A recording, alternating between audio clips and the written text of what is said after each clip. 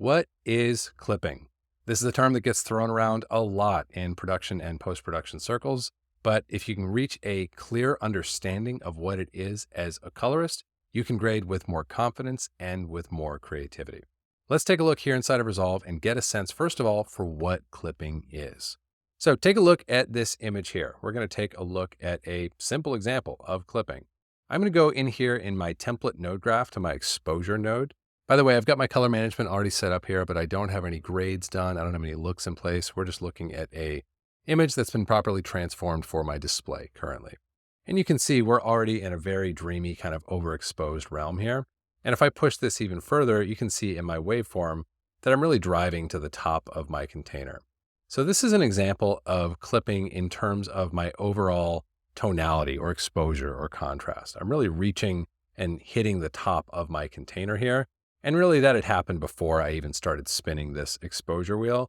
You can see that if I start to try to pull this in, there is some information that has been clipped, what's called in camera. So there are multiple types of clipping, as we're going to see here today, but one of the sort of two sets of buckets that we can sort clipping into is, did this clipping occur in camera or did this clipping occur in our color grade? As colorists, there's only so much that we can do about clipping that occurs in camera, but we can do a lot about clipping that occurs in our color grade. Namely, we can avoid it or only do it when we actually intend to. We're going to talk more about that as well. Clipping is not always a bad thing, and clipping is not something you always need to avoid. But for now, suffice it to say, in the case of this image, we have some clipping that has happened in camera. You can see as I spin my offset wheel down here, a good tell for this, aside from what we're seeing visually, where we're not getting any additional detail in those white highlight areas as we spin the wheel to the left, you can see in the waveform that flat line it's not gaining additional contour as I spin things to the left. That's a good tell that we are clipped in camera. Just as an easy sort of point of comparison to that, let's look over here at shot number one. Shot number one is also quite bright, quite open, quite airy, but take a look at the waveform on this shot. As I pull down, you can actually see more contour, more sort of shape emerging in the scope signal itself, in addition to whatever we might be seeing in the image. That's a good cue that we are actually setting up our exposure and our contrast in such a way that we are getting more of the dynamic range of the captured image fit into the dynamic range of our display. And so we are essentially taking what is starting as clipping or close to clipping in our grade, something like this, and by spinning to the left, we are getting less clipping. So that's an example of clipping that can be introduced or avoided by our choices in the color grade. And so we've talked about sort of two types of clipping in terms of like, okay, did it happen in camera or did it happen in your grade? Is it something that you're doing? But another sort of set of buckets that we can think about clipping in terms of is we have clipping that is occurring in a luminance or a contrast or an exposure sense, a tonal sense, as we looked at here in shots 1 and 5. We could also look at some of these other shots that I have here on my timeline and think about clipping in terms of colors. So take a look at an image like this. You can see in the vector scope, I have hues that are really starting to reach the outer edge of my color wheel here. And if I want to exaggerate that, I could easily get hard clipping of my colors simply by turning my saturation knob. So this is a very extreme example, but if you're ever seeing hard lines in your vector scope here, great cue that you are clipping your colors out. So in this case, it may not even be an issue, even if I pull in my contrast so that I've got all of my tonality living within the 0 to 100 range of my waveform, I have particular colors that are clipping out over here. So that's another type of clipping that can occur, chroma clipping or color clipping, and that as well can happen in camera. Or more commonly, in most cases, that's actually going to happen in our color grade. And that's something that we want to be mindful of and ensure that we're not getting a problematic or an ugly or an egregious type of clipping with. Generally speaking, maybe that's your creative intent, maybe that's your vision. It's usually not mine. So those are two types of clipping, the two most common types. We've got our sort of like luminance or our exposure contrast type of clipping, tonal clipping. And then we've got like chroma clipping, which has to do more with one color than with the overall luminance of your image. Both of those types of clipping can happen either in camera or in our color grade. That's clipping in a nutshell. That's all that it is. Now, I want to talk from a creative POV, a colorist POV about how we should really be thinking about clipping. And I'm going to challenge you with an idea that I wish someone had shared with me earlier in my career. Color grading is, in essence, the art of carefully clipping things out. If we think about something that we've discussed here on the channel before, everything that we do in motion imaging is about taking a scene that is typically going to have more dynamic range, more color volume than our display can reproduce. We are taking that scene and we are shepherding it from that capture state into a display state that best realizes our creative intent for those shots. But you guys have heard me use this analogy before. If I tell you to go over to that, like 100-pound pile of dirt and fit it into a 50-pound bucket, well, you can't really do that, can you? Because there's more dirt than is going to fit in the bucket. Similarly, in modern motion imaging, we have more image than is going to fit into the bounds of our display. What's going to happen to the rest of the image? It's going to be lost. It's going to be spilling out either the sides of the color container or the top and bottom of the luminance range of the image. So our job as colorists is not to avoid clipping and to make sure we never clip anything ever. It's to control clipping. It's to control the way we approach the edges of what our display can do, because all displays have a finite range of luminance and color that they can reproduce. And we simply want to make best use of that finite range and ensure that as we approach its edges, that we're not getting egregious or ugly clipping when we do so. Okay, so clipping is not always bad. Clipping is more of a qualitative thing than we tend to think of when we're color grading. And when that term gets thrown around in a sort of negative sense of like, oh, you can't do that, that's clipped out. Sometimes it's not that simple, okay? So let's take a look at some of these images and take a look at how this might practically play out if we are wanting to be more mindful of clipping. This shot here is a great example. I'm going to play through this. And let's say, for example, that we have been given the direction from our client that we actually want to increase our saturation. Maybe we want to increase our contrast as well. So we really want to make this pop even more than we already are. There's lots of different ways we could do that inside of Resolve, aren't there? But one of the things we can keep in mind when we decide what to do, when we evaluate what we are doing, is what's happening at the boundaries of the container of our display. What's happening in the very bright regions, what's happening down in the shadow regions, and what's happening at the edges of my color gamut, like in this case, where my reds and yellows are, where you can see things are getting very, very bright. And I'm also going to point out, if we look at an image like this, protecting against hard slams into the wall of our container, this is one of the big things that I look to a creative look to support me with. I'm just going to give you an example of this right now. Let's go over here into my LUTs, and I'm going to go into my Voyager LUT Pack, and we're just going to take a look at one of my Pro Pack elements here. We're going to go into our palette. I'm going to go to my foundation, and we're going to look at some of these pieces here. So we've got Mercury or Neptune or Mars. Even better yet, let's try this one. I've got a good one in mind here. We're going to go to our palette modifier and we're going to check out Hyperion. So look at Hyperion. If you check out like the color of the neon back here, it's being pulled in, but in a nonlinear way that is protecting my skin tones and still keeping my image nice and colorful, except for in the outer regions of this image. So that's a good example of thinking about the way that we are filling without having any hard clippage in terms of the color of our image.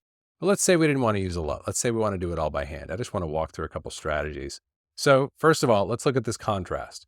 In this case, because you can see in my waveform, I'm already very close to the bottom and the top of the container of my image here. Instead of just doing hard linear contrast with like my lift and my gain or something like that, I'm actually going to use my custom curves. And I'm going to take out a little insurance policy by actually lifting my deepest shadows. And then I'm going to drop things down as they approach that point. Same thing in my highlights. I'm actually going to reduce that dynamic range, those peak highlights a little bit, and then compress up to that point, something like this. So you can see I'm increasing contrast in one of a million ways that I might increase contrast, but the way that I'm doing it here is yielding a really good result because I'm being mindful not to clip things out in terms of luminance here in the image, okay? So that would be a strategy for kind of doing what we could call filling, but not spilling just the dynamic range luminance wise of this image. And we could do something similar. This correction, by the way, would have been better put in my ratio node over here as opposed to my exposure. But if you don't tell anybody, I won't. Okay. It's after all, my own rule that I like to observe when I'm color grading, but nobody's perfect. Let's go down here to the lower branch of our node graph. And I now want to look at doing a sort of similar thing. Like if we look at the shape that we've created here, it's gentle, but we've effectively created what you might call a shoulder in our luminance here. You can see how we're driving things up to a certain point, and then we are rolling over or flattening off in terms of our contrast. You can see that in the tonality of the image. The top end is coming in visually as well as in the waveform here. I want to do a similar thing now with my saturations. I don't want to desaturate things down in the near neutrals area. I don't necessarily want to desaturate my subject's skin, but I do want to control that sort of outer boundary and ensure that essentially you can think about it as like a pumping of the brakes. Like the harder colors start to move toward the outer boundaries of what my display is capable of, I'm going to start to exert more and more and more negative pressure on them so that they are coming in for a really soft landing. It's almost like you're supporting it as it comes in for a landing at the edge of the container. That's the feeling that we want to create, and that's something we can do really well with a curve.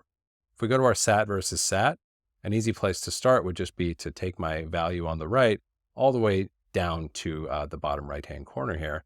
But you can see I can now start to really shape these saturations, and I'm starting to get something really interesting where my colors may be desaturating a little bit, but this is actually more pleasing than it was before, to my eye anyway, okay? So this is a good example of something that you can do on an individual shot. This is also a great ingredient to think about if you're interested in look development at all, or if you are looking at looks that you are contemplating using in your project. One of the things that I'm looking at is what is the effective saturation curve of this look? Because a good saturation curve is going to cause you to get lots and lots of color in your low and mid saturations, and then to very gently, very softly taper off the amount of saturation allowed as you approach at the edge of the container, again, so that you can have that nice soft landing, that compressed shoulder, that gentle approach of the boundary so that you don't have any hard clipping.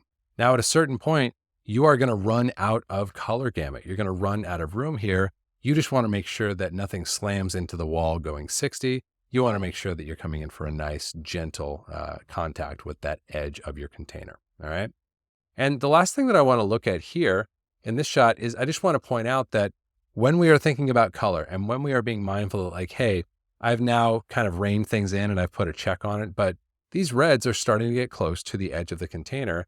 But what if I'm still getting the direction from my client? More color. I want it to feel more colorful. This is where refusing to think literally can really be our friend when we are color grading, because the truth is more color, more saturation, that does not always mean turn the saturation knob to the right. In fact, I'll be honest with you, in my project, it almost never means that. It usually means doing something else. That could be a saturation versus saturation curve, like we did down below here. Or it could be something like I'm going to do next, which is to go to my balance, and I'm going to look at optimizing the color balance of this image, like so that there is a little bit more color contrast in this image. I'm just moving things down to the kind of southeast. So I'm taking my offset, moving it in this direction down toward my blues and my cyans. And you can see the image actually, even though we're getting a little bit cooler and the saturation on the neon back there may be going down even a little bit more than it was, we're getting more color separation than we had before, okay? So you can really, that's another great weapon for thinking about getting more saturation, especially when you've got values that are really, really saturated already and approaching the edge of that container. You really want to sculpt those in, and you really want your balance underneath to give you a good amount of separation so that you're not relying solely on a single unilateral piece of saturation. And then one final thing that I want to share with you guys, this kind of like is a variation on what we looked at here with our sat versus sat curve. But again, this is a great way to think about, all right, I've only got this much room. I've only got this much square footage. It's like having a studio apartment. You're like, all right, I really want to make the most of every square foot that I've got available here because I can't knock down the wall when I run into it and take over the other guy's apartment. I got to live in the walls of this apartment. Here's another way that you can take advantage of that. We've talked on the channel here before about applying saturation by switching into another color space. I'm going to go into HSV, and I'm now going to go down to my channels and select channel 2 only, turn off channels 1 and 3. So I'm now operating only on the S channel of my HSV color space. And if I were to go in and gain things, gaining saturation is essentially what we are doing in our saturation knob. And that's not necessarily going to produce good results, or it's going to produce results that are very quickly going to kind of be in danger of clipping me out. You can see how in my vector scope, I'm starting to approach that edge again.